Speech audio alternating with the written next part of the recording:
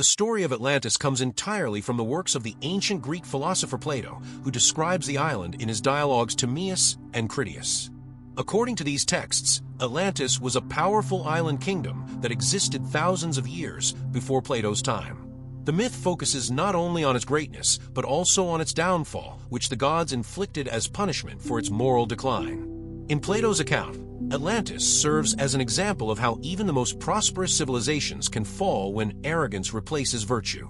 According to the myth, Atlantis was originally a divine creation. The god Poseidon was said to have shaped the island, dividing it into rings of land and water. He founded the royal line by joining with a mortal woman named Cleito, and their descendants ruled the island for generations. These early Atlanteans lived in harmony with the god's laws. They were described as just, disciplined, and guided by wisdom. Their wealth and power grew, but they managed to remain virtuous during this early age. Over time, however, the character of the Atlanteans changed. Plato writes that the divine part within them began to weaken as it mixed more and more with mortal nature. This shift caused their values to erode. The Atlanteans, once admired for their moderation, turned toward ambition and greed. Their rulers began seeking control beyond their own lands, expanding their influence through invasion and force. This growing corruption set the stage for the island's downfall. The gods observed this change and decided that Atlantis needed to be judged. In the myth, Zeus calls together the council of the gods to address the Atlanteans' behavior. Plato does not detail every word spoken by the gods, but he makes it clear that they believed the Atlanteans had abandoned the principles necessary to maintain divine favor.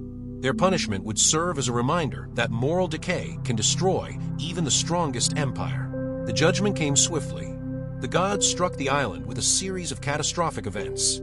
Atlantis suffered violent earthquakes and floods that destabilized its once powerful structures.